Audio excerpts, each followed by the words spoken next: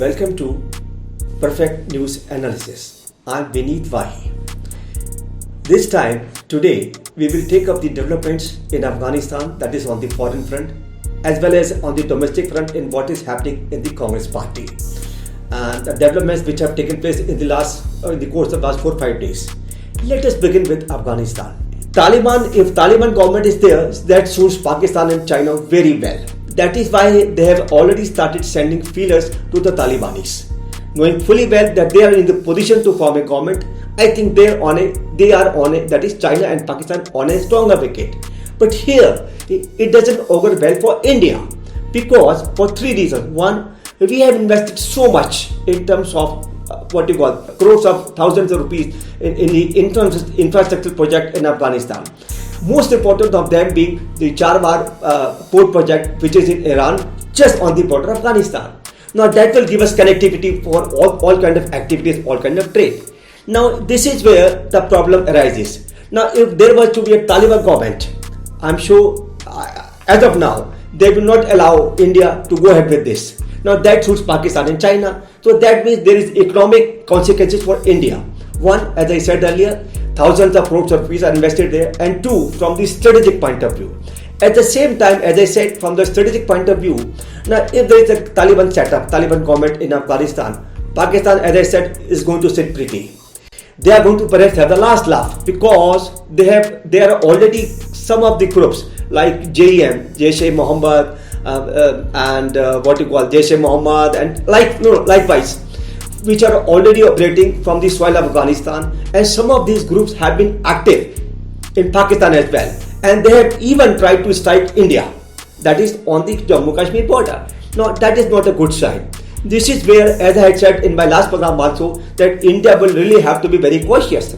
Now, what happened in the UNSC meeting, United Nations Security Council meeting the other day, without naming Taliban, as I said, without naming Taliban, the Americans and the others have said it very clearly that they want a government in Afghanistan which is friendly to all, which listens to everybody, and the rights of women and children are protected.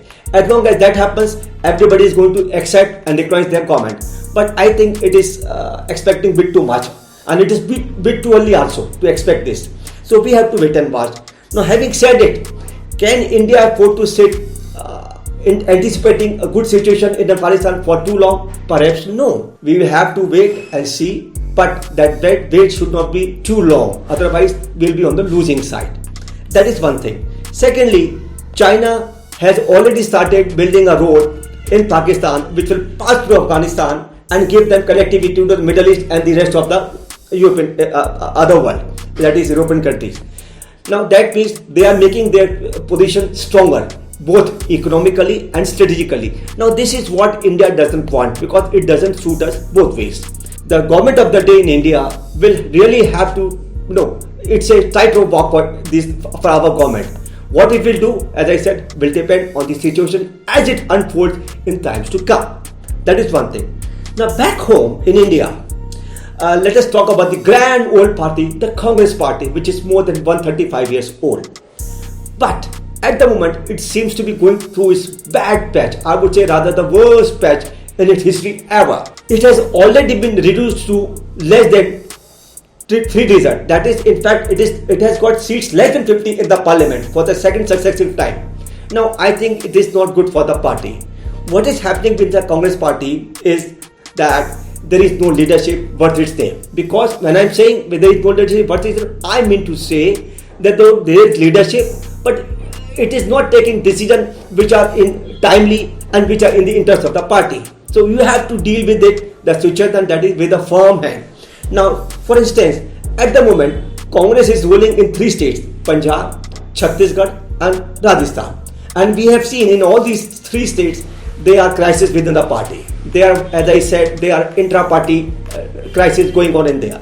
Now, coming back to Rajasthan, we all know that the Chief Minister, Ashok Gehlot, doesn't have good relations with the Deputy Chief Minister and aspirant for the Chief Minister post, that is Sachin Pilot, the son of the late Rajesh Pilot. Now, it doesn't again augur well for the party.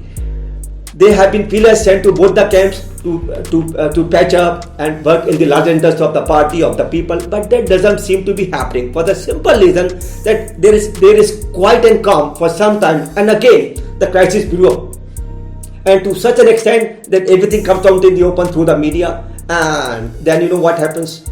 Now similarly is the situation in Chhattisgarh. In fact, only recently last week the Chhattisgarh Chief Minister Shri Bhupesh Baghel and the Health Minister Mr. T.S. Deo Singh, who is aspirant for the Chief Minister post, they were in Delhi.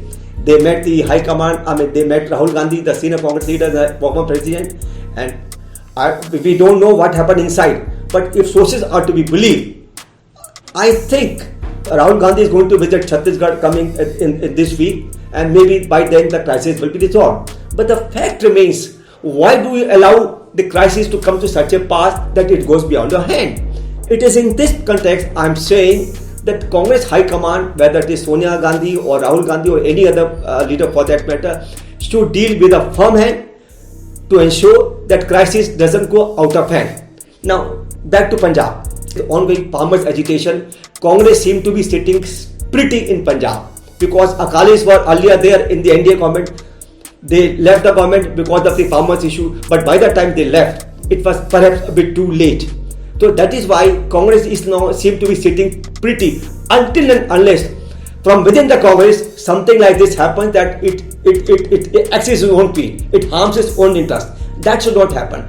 Now this is where the Congress High Command has to take a firm stand, this way or that way. Captain Amrinder Singh, as I said earlier, is firmly in the saddle. He is a time-tested leader of the party. Under his leadership, the party won the last election handsomely. Now we have a new incumbent, new president in the Punjab Congress. That is, we all know Navjot Singh Sidhu. He was a former cricketer and he rose to fame because of his TV show. Now he wants to capitalize on that TV show in politics also. He is very ambitious, we all know that. But let us not forget, there is something called time also. There is something called timing. In politics, timing matters. We have just taken over as the president of the Punjab Congress. Go step by step. You may be ambitious, all right, but your ambition, as I said, your ambition should not come in the way of the party's large interest. This is what Rahul Gandhi or the High Command should be telling the PCC chief, that is Navjot Singh Sidhu. At the same time, the PCC in charge, that is Harish Rawat, has already made it clear repeatedly that the Congress party is going to fight the next election, assembly election, which are due next year, under the leadership of Captain Amrinder Singh. So that said, I think there should be some kind of an adjustment, some kind of rapprochement between the two, so that the party is not harmed any longer anymore. But easier said than done. But what to do? Now this is where, as I said, and I have been saying it repeatedly in my earlier programs also, I said, Congress High Command really will have to come with a firm hand to deal with these decisions, whether it is in Rajasthan, whether it is in Punjab or in Chhattisgarh. It is for the Congress High Command to see that everything goes smooth as of now, so that they don't lose out further. And at the same time, the Congress has seen it, we have all seen it, that the BJP, thanks to Shri Narendra Modi and Amit Shah, they have made politics a 24/7 game. I am calling it game, 24/7. The Congress will have to realize it that it's a 24/7.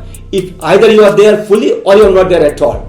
And if you are there fully, that is at the hands of the president of the party, then you have to deal with all things crisis firmly for once and all.